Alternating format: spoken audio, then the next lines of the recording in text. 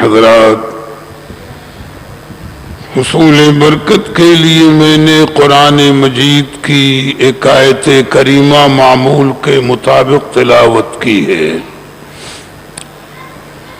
لیکن ذہن میں ایک بات رہی آج ابتدا سے کہ سیدنا اعلی حضرت امام احمد رضا فاضل بریلوی رضی اللہ عنہ کے ایک مبارک شعر کی روشنی میں کچھ دیر آپ کے سامنے کچھ باتیں عرض کروں، اور اگر غور کریں گے تو آیت کریمہ کی روشنی میں وہ باتیں آیت کریمہ سے مطابق ہی نظر آئیں گی۔ سرکار اعلی حضرت کا شعر بڑا پیارا ہے، فرماتے ہیں اے عشق تیرے صدقے جلنے سے چھٹے سستے،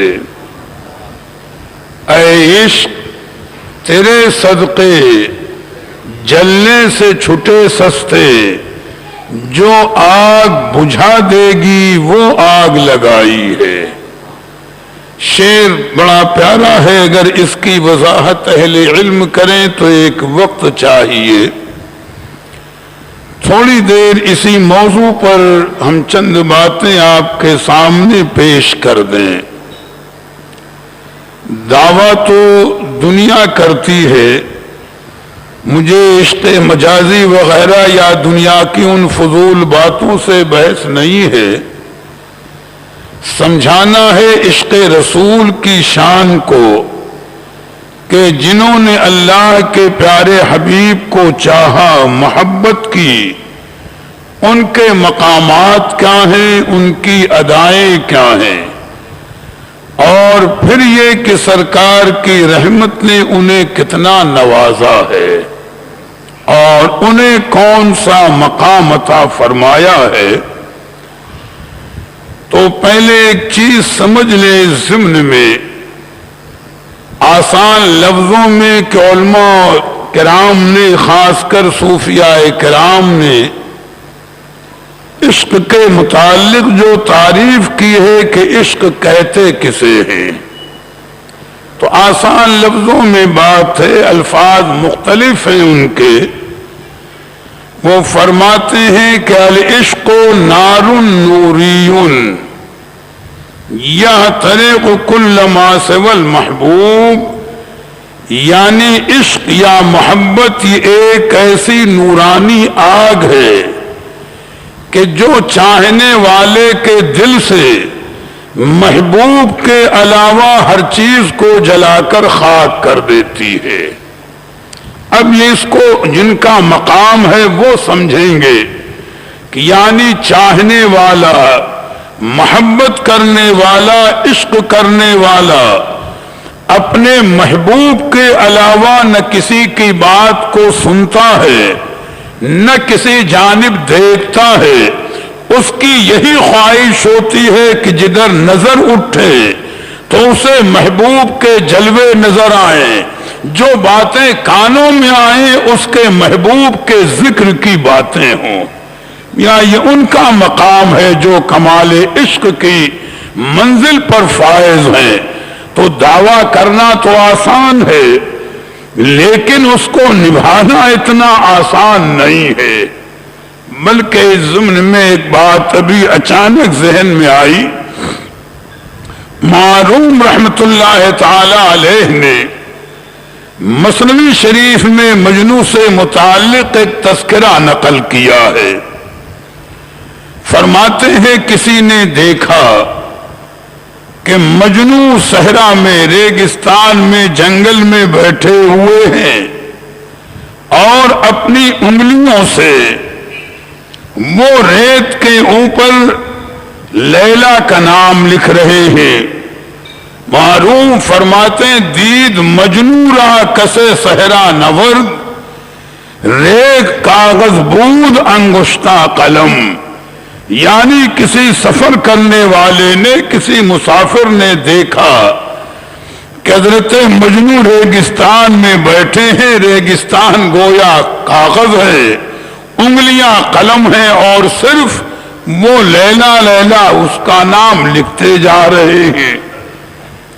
تو کسی نے ان سے پوچھا کہ آخر یہ کیا معاملہ ہے، اور جہاں دیکھو آپ ہی لکھ رہے ہو۔ تو مجنو نے جو جواب دیا، فرمایا کہ اے شخص، میں نے اپنے دل کے حل گوشے میں تو لیلا کے نام کو لکھ لیا ہے، اس کی محبت کو بسا لیا ہے۔ اب تمنا اور آرزو یہی ہے میں لیلا صحرا میں اس ریگستان میں کہ جہاں تک میری نظر جائے لیلا کے نام کے علاوہ مجھے دوسری چیز نظر نہ آئے۔ میاں یہ کمال محبت کی منزل ہے۔ اور اس پر ایک بات اور جب ان کا ذکر آ گیا ہے تو یاد آ گئی، مجنو یہ کوئی عام آدمی نہیں تھے۔ فتاوی رضویہ شریف کی جلد ذہن میں نہیں ہے، اعلی حضرت رضی اللہ تعالی عنہ نے اس سلسلے میں تحریر فرمایا ہے کہ مجنو اپنے وقت کے عارف باللہ شخص تھے۔ یہ کوئی دنیا دار یا حوث پرست عاشق نہیں تھے، بلکہ وہ عارف باللہ تھے۔ یہ تو ان کا ایک حجاب تھا اپنے باطنی معاملے کو چھپانے کے لیے۔ اور غالباً جب میرا ابتدائی دور تھا اسٹیج پر اپنے اکابر علماء کے ساتھ حاضری کا، تو اپنے بعض اکابر سے میں نے ایک واقعہ سنا، ذہن قبول بھی کرتا ہے۔ انہوں نے بڑی پیاری بات فرمائی اور انہوں نے وضاحت اور سند کے ساتھ، لیکن میرے ذہن میں نوعمری کا دور تھا، حوالہ محفوظ نہیں۔ تو انہوں نے فرمایا کہ مجنو کا لیلا کا معاملہ یہ تو اپنی جگہ پر ہے۔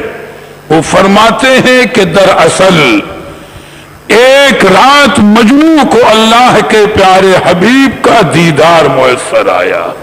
جو انہوں نے بیان فرمایا میرے ذہن میں بات ہے کہ ایک رات انہیں مجنو کو اللہ کے پیارے حبیب کا دیدار میسر آیا، سرکار کا جی بھر کے دیدار کیا، اور دل پر جو عشق رسول کا غلبہ ہوا، خواب سے بیدار ہوئے تو ان کی زبان پر صرف ایک جملہ تھا کہ وا لیلا۔ لیل کہتے ہیں عربی زبان میں رات کو۔ عربی محاورے میں ایک طریقہ ہے کہ جب کسی اونچی بات کا اظہار کرنا چاہتے ہیں تو ان کا ایک انداز ہوتا ہے۔ تو مجنو برابر پکارتے تھے وا لیلا، یعنی اے میری زندگی کی وہ قیمتی رات کہ جس رات میں مجھے اللہ کے حبیب کا دیدار میسر آیا۔ تو وہ تو پکارتے تھے وا لیلا، اور دنیا سمجھتی تھی کہ یہ لیلا کے عاشق ہیں۔ یہاں دنیا والوں کی عقلیں اپنی جگہ پر اور چاہنے والوں کا معاملہ اپنی جگہ پر۔ یہ تو ایک بات تھی کہ عشق کا معاملہ، محبت رسول کا معاملہ یہی ہوتا ہے کہ چاہنے والے کے دل میں یاد رسول کے علاوہ پھر کوئی دوسری یاد دنیا کی باقی نہیں رہتی۔ ہر عشق، ہر یاد کو وہ عشق رسول مٹا دیتا ہے۔ اللہ وہ توفیق آپ کو بھی اور ہمیں بھی عطا فرمائے، اور ان چاہنے والوں کے صدقے میں ہمیں بھی یہ جذبہ میسر آ جائے کہ جس پر سرکار کا کرم ہوتا ہے۔ اور اسی عشق رسول کا نام در حقیقت ایمان ہے۔ جب عشق کامل ہوگا تو آپ کے کلمہ پڑھنے کا انداز بھی وہی ہوگا۔ اور صوفیاء کرام نے فرمایا عشق ادب سکھاتا ہے، بے ادبی نہیں سکھاتا۔ محبت ادب سکھاتی ہے، بے ادبی نہیں سکھاتی۔ اور کمال محبت کی شان یہ ہے کہ چاہنے والا اس منزل پر ہوتا ہے، کوشش کرتا ہے کہ وہ اپنے محبوب کی اداؤں میں اپنے آپ کو اتنا ڈھال لے کہ جس راہ سے گزرے اسے دیکھ کر کے دنیا کو اس کے محبوب کی یاد آ جائے۔ میاں کمال عشق یہی ہے۔ اور کسی صوفی بزرگ کا شعر ہے وہ عرض کرتے فنا اتنا تو ہو جاؤں میں تیری ذات عالی میں، فنا اتنا تو ہو جاؤں میں تیری ذات عالی میں، جو مجھ کو دیکھ لے اس کو تیرا دیدار ہو جائے۔ میاں فنائیت کی منزل اب یہی پر ایک اصلاحی پہلو سوچو آپ، دعویٰ عشق رسول کا نمازیں ہماری قضا، دعویٰ عشق رسول کا روزے ہمارے قضا، دعویٰ عشق رسول کا ہماری زبان غیبت کرے، گالی گلوج میں مصروف رہے۔ میاں عشق رسول کامل ہوتا تو ادائے رسول میں ہم اتنا ڈھلے ہوتے، نہ ہماری نمازیں قضا ہوتی، نہ ہمارے روزے قضا ہوتے، نہ ہماری زبان پر فحش باتیں آتی، نہ ہم گناہوں کے قریب جاتے۔ میاں ہماری ادائیں اتنی پاکیزہ ہوتی کہ ہم جس راہ سے گزرتے دنیا کہتی غلام رسول آ رہا ہے۔ میاں کمال عشق یہ ہے، خالی جھومنے سے مسئلہ حل نہیں ہوتا، رسول کی اداؤں کو اپنانے سے معاملہ حل ہوگا، رسول کے طریقے پر عمل کرنے سے مسئلہ حل ہوگا۔ یہی عشق کامل کی دلیل ہے۔ ایک صحابی کی بات شاید میں نے عرض کی ہو، آ گئی سامنے، تھوڑی سی بات سمجھانے کی ہے۔ یہ آتے وقت اچانک موضوع ذہن میں آ گیا تھا۔ اللہ کرے یہ نعمت ہمارے آپ کے اور قیامت تک ہماری نسلوں کے سینوں میں محفوظ رہے۔ دیکھو محبت کی ایک ادا بات سمجھانے کی ہے کہ ایک صحابی کے متعلق تذکرہ ملتا ہے کہ وہ ایک راستے سے گزر رہے تھے، اونٹنی پر بیٹھے ہوئے ہیں، سر پر عمامہ بھی ہے، دوسرے لوگ بھی ساتھ میں ہیں، وہ راستے سے گزر رہے ہیں۔ ایک مقام پر کچھ جھاڑیاں آئیں، ان صحابی نے سیدھا راستہ چھوڑا اور جھاڑیوں کے اندر چلے گئے۔ بھئی دنیا تو کہے گی نادانی ہے، راستہ جب سیدھا ہے صاف ستھرا ہے تو کانٹے دار جھاڑیوں میں اونٹنی کو لے کر چلے جانا دانائی تو نہیں ہوگی، لیکن میاں محبت کے انداز جدا گانا ہے، محبت کی ادائیں نرالی ہیں۔ وہ جھاڑیوں کے درمیان پہنچے، اپنے ہاتھ سے اپنے عمامے کا ایک پیچ کھولا، جھاڑی میں الجھایا، تھوڑی دیر اسی ادا کے ساتھ کھڑے رہے اور پھر عمامے کے پیچ کو جھاڑی کے کانٹوں سے نکالا، عمامہ درست کیا اور کر سیدھے راستے روانہ ہو گئے۔ بھئی دنیا داروں کی عقل میں تو بات سمجھ میں نہیں آئے گی۔ ساتھ کے لوگ تھے، انہوں نے ان صحابی سے پوچھا کہ حضور آخر معاملہ کیا ہے کہ آپ نے راستہ سیدھا چھوڑا، جھاڑیوں میں گئے، عمامے کے کپڑے کو جھاڑیوں میں الجھایا، تھوڑی دیر رکے رہے، پھر کپڑے کو درست کیا عمامے کے اور سیدھے راستے پر آئے۔ تو ان صحابی نے فرمایا میاں محبت کا انداز دیکھو، قابل غور ہے یہ پہلو۔ انہوں نے فرمایا کہ ایک مرتبہ میں اسی راستے سے اللہ کے پیارے حبیب کے ساتھ گزر رہا تھا۔ وہ صحابی کہتے ہیں کہ ایک مرتبہ میں اسی راستے سے اللہ کے پیارے حبیب کے ساتھ گزر رہا تھا، وجہ تو مجھے نہیں معلوم، لیکن میرے آقا کی اونٹنی انہی جھاڑی گئی تھی، میرے سرکار کی اونٹنی انہی جھاڑیوں میں چلی گئی تھی۔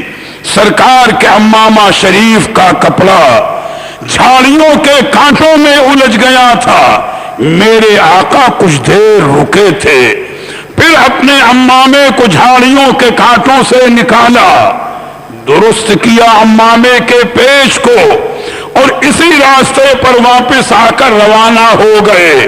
تو جب راستہ وہی ہے تو میرے عشق رسول نے مجبور کیا، جب راستہ وہی ہے تو ادائے رسول کے ساتھ گزرنا ہے۔ سوچنا یہ ہے کمال عشق۔ کہا کہ جب راستہ وہی ہے تو میں نے سوچا کہ میں اپنے رسول کی اسی ادا کے ساتھ گزروں، تو اللہ کے حبیب نے حکم تو نہیں دیا تھا تاکید تو نہیں فرمائی تھی، لیکن یہ ان کی محبت کا تقاضا تھا۔ تو علماء نے اس پر ایک نقطہ یہ بیان فرمایا کہ جھاڑیوں میں جانا، امامے کے کپڑے کو الجھانا نہ فرض تھا نہ واجب تھا، اور نہ سرکار نے تاکیداً حکم فرمایا، لیکن جب کمال محبت کا یہ معاملہ کہ بغیر حکم کے صحابی اس پر عمل کر رہے ہیں، تو پھر نبی نے جن فرائض کو ادا کرنے کا حکم دیا ہے، جن واجبات کو ادا کرنے کا حکم دیا ہے، چاہے نماز ہو، چاہے روزہ ہو، چاہے حج ہو، چاہے زکات ہو، تو ان چاہنے والوں نے اسے کیسا ادا کیا ہے ہم اندازہ نہیں لگا سکتے۔ تو کمال عشق والا مومن نمازیں قضا نہیں کرے گا، روزہ قضا نہیں کرے گا، زکات دینے میں کوتاہی نہیں کرے گا، گناہوں کے قریب نہیں جائے گا۔ اس کا کمال عشق اسے مجبور کرتا ہے کہ وہ اس راستے پر چلے جو نبی نے بتایا ہے، تاکہ نبی کی رضا بھی حاصل ہو جائے اور خدا کی خوشی بھی حاصل ہو جائے۔ اللہ تعالیٰ وہ توفیق عطا فرمائے، ورنہ آج بہت سے لوگ قوالی سنے نماز روزہ غائب۔ اللہ ان کو ہدایت دے۔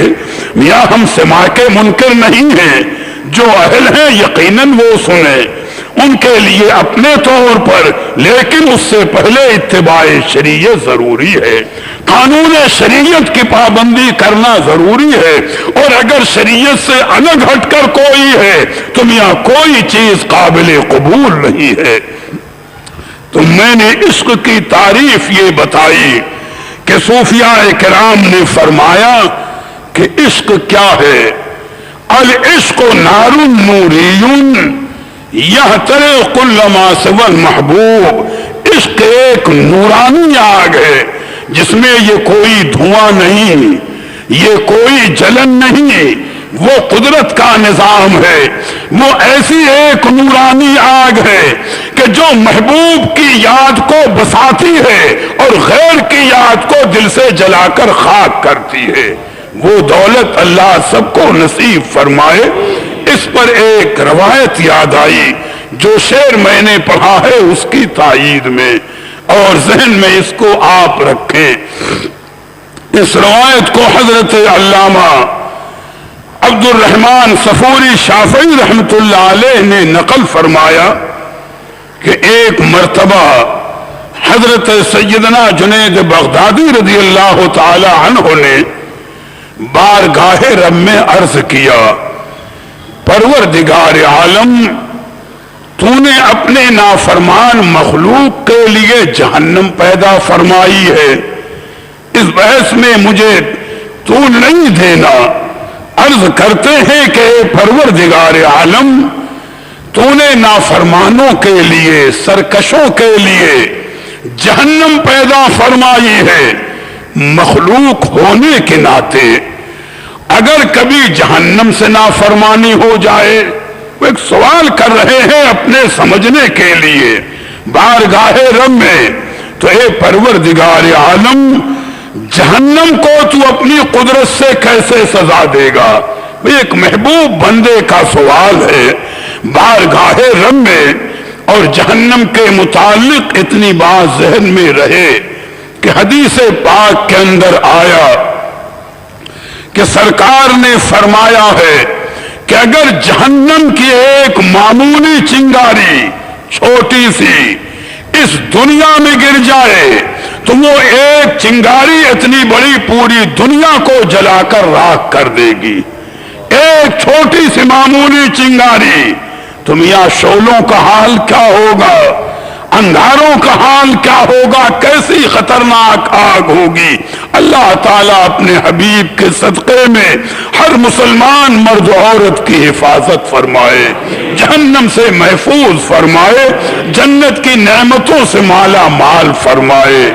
تو سیدنا جنید بغدادی رضی اللہ تعالی عنہ عرض کرتے ہیں کہ پروردگار عالم، اگر جہنم نافرمانی کرنے پر آئے تو اسے تو اپنی قدرت سے کیسے سزا دے گا؟ تو رب تبارک و تعالی ارشاد فرماتا ہے، اے میرے محبوب بندے جنید بغدادی، اگر جہنم نافرمانی کرنے پر آئے جیسا کہ تم سوال کر رہے ہو، تو اس کی سزا کے لیے معاملہ یہ ہوگا میری بارگاہ سے کہ لَأُسَلِّطَ عَلَيْهَا النَّارَ الْكُبْرَى، میں جہنم کے اوپر اس سے بھی بڑی آگ کو مسلط کروں گا جس کی تاب یہ جہنم بھی نہیں لا سکتی۔ تو سوچنا ہوگا وہ کون سی آگ ہے۔ جب معمولی چنگاری کا حال ہم نے یہ بتایا حدیث پاک کی روشنی میں کہ جہنم کے ایک معمولی چنگاری اتنی بڑی دنیا کو کر دے گی، تو اس کے شعلے انگارے کیسے ہوں گے؟ تو بتائیں اس سے بڑی آگ کون سی ہوگی؟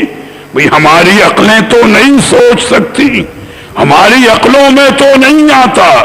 رب تبارک و تعالی ارشاد فرماتا ہے لَأُسَلِّطَ عَلَيْهَا النَّارَ الْكُبْرَى، یعنی اے میرے بندے جنید بغدادی، میں جہنم پر اس سے بھی بڑی آگ کو مسلط کروں گا کہ جس کو جہنم کی آگ بھی برداشت نہیں کر سکتی۔ پھر ارشاد ہوتا ہے کہ اے جنید بغدادی سنو، وہ نار کبریٰ یعنی بڑی آگ کیا ہے؟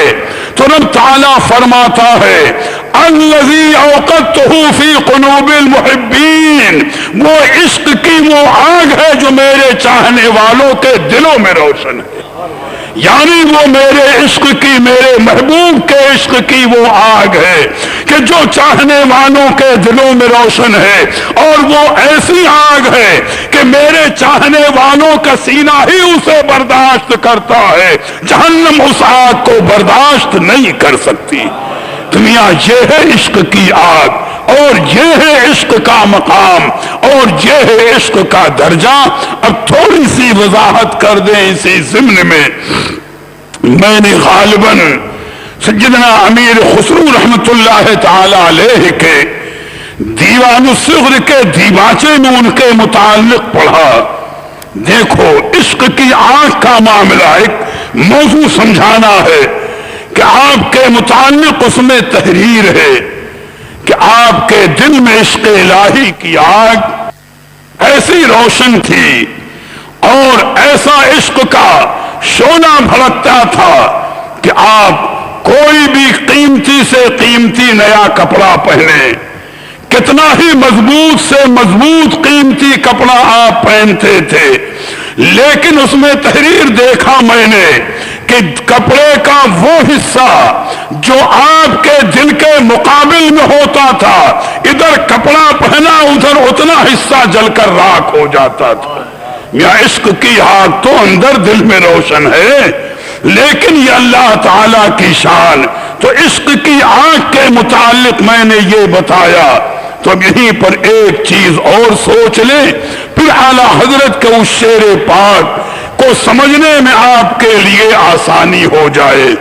بھی جہنم کے متعلق میں نے بھی بارہا بتایا ہے کہ جہنم کوئی معمولی چیز نہیں ہے، جہنم پر ہی پل صراط بچھے گا جو بال سے زیادہ باریک، تلوار سے زیادہ تیز، اور اندھیرے میں اس پر چلنا پڑے گا، اور وہ 15,000 سال کا راستہ ہے، 1-2 گھنٹے کا نہیں۔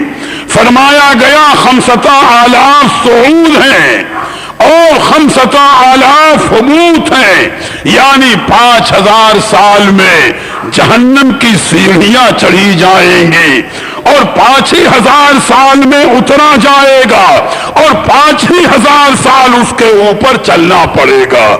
میاں آج سیدھے راستے پر تو راحت کے اندھیرے میں چلنا دشوار، اور جو راستہ تلوار کی دھار سے زیادہ تیز ہو، بال سے زیادہ باریک ہو، بتاؤ اس پر چلنا آسان ہوگا؟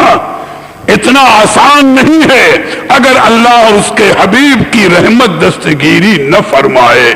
تو 15,000 کا سال کا راستہ، تو اللہ کے پیارے حبیب فرماتے ہیں، مومن کے ایمان کی شان بیان فرماتے ہیں اور اس سے پہلے اعلی حضرت کے 2 شعر پڑھ لیجئے تو سمجھنے میں آسانی ہو۔ فرماتے ہیں اللہ کی سرتاب قدم شان ہے یہ، اللہ کے حبیب کی شان میں نعت کے شعر لکھ رہے ہیں کہ اللہ کی سرتاب قدم شان ہے یہ، انسان نہیں انسان وہ انسان ہے یہ۔ قرآن تو ایمان بتاتا ہے انہیں، قرآن تو ایمان بتاتا ہے انہیں، ایمان یہ کہتا ہے میری جان ہے یہ۔ میاں وہی عشق رسول یہی جان ایمان ہے، جو عشق رسول ہے وہی جان ایمان ہے۔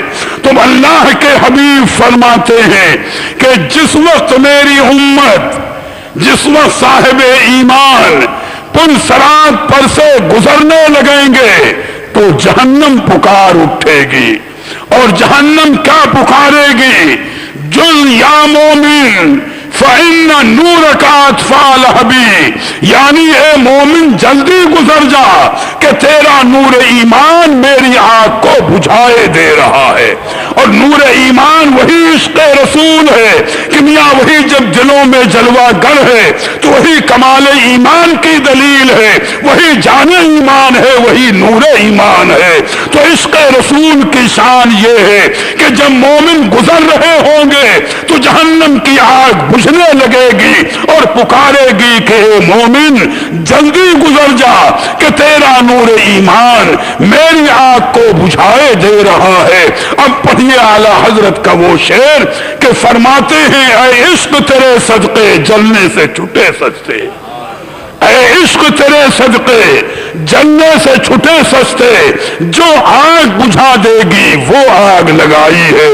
دعا مانگیں کہ عشق رسول کی وہ آگ ہمارے اور آپ کے اور قیامت تک ہماری نسلوں کے دلوں میں روشن رہے، اور یہ نعمت ہمیں ہمیشہ میسر رہے۔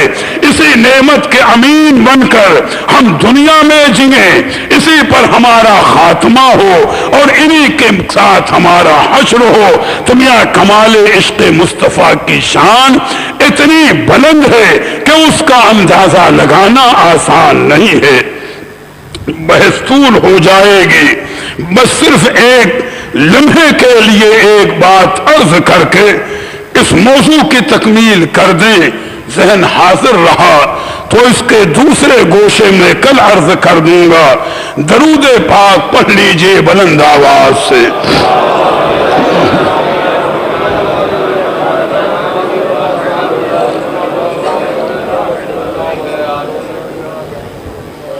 ایک بحث تھوڑی دیر کے لیے آ گئی ہے، یا صحابہ کی زندگی دیکھو یا سرکار کے چاہنے والوں کی زندگی دیکھو تو آپ کو یہی ملے گا کہ ان کی راتیں عشق رسول میں روتے گزری ہیں، تو ان کی آنکھوں سے آنسو جاری ہو گئے ہیں، اور یہ آنسو بڑے قیمتی ہوتے ہیں۔ نواز گیسو دراز رحمت اللہ علیہ نے ایک مثال دے کر کے فرمایا ہے، کہا کہ دیکھو ایک لکڑی ہے جو سوکھی ہوتی ہے، فرماتے ہیں ایک لکڑی وہ ہوتی ہے جو سوکھی ہوتی ہے، اگر اس کو جلایا جائے تو بھئی تھوڑی دیر میں جل کر راکھ ہو جاتی ہے، کوئلہ بن جاتی ہے، لیکن ایک لکڑی گیلی اور نرم ہوتی ہے۔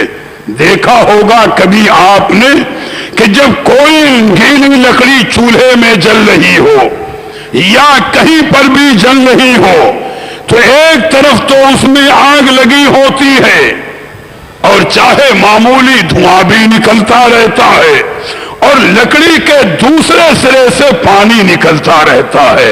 ایک طرف آگ لگی ہے، معمولی دھواں بھی نکل رہا ہے، اور دوسری طرف سے اس میں آگ نکلتی رہتی ہے۔ تو ایسی خواجہ بندہ نواز گیسو دراز رحمت اللہ تعالی علیہ فرماتے ہیں کہ جن کے دل عشق رسول سے خالی ہیں، جن کے دلوں میں عشق رسول نہیں ہے، وہ دل تو سوکھی لکڑی کے مثل ہیں کہ میاں ان کی کوئی قیمت نہیں ہے، لیکن جن کے دلوں میں عشق رسول کی جلوہ گری ہے تو ان کے دل اس گیلی لکڑی کی مانند ہیں کہ ایک طرف ان کا دل عشق رسول میں جل رہا ہے، ان کے منہ سے آگ نکلتی ہے، اور دوسری طرف ان کی آنکھوں سے آنسو نکلتے رہتے ہیں، اور جتنا آنسو نکلتے ہیں وہی ان کے کمال عشق کی دلیل ہے۔ اللہ تعالیٰ وہ نعمت عطا فرمائے۔ کسی نے بڑا پیارا شعر کہا ہے، رونے والی آنکھیں مانگو رونا سب کا کام نہیں۔ میاں یہ خشک طبیعت لوگوں کا نصیبہ نہیں ہے، یہ تو ان کا نصیبہ ہے کہ جن کے دل عشق کی آگ سے منور اور روشن ہے۔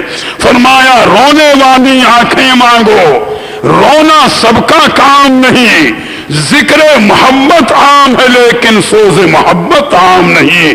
اللہ تعالیٰ اپنے حبیب کی سچی محبت ہمارے آپ کے دلوں میں جاگزی فرما دے۔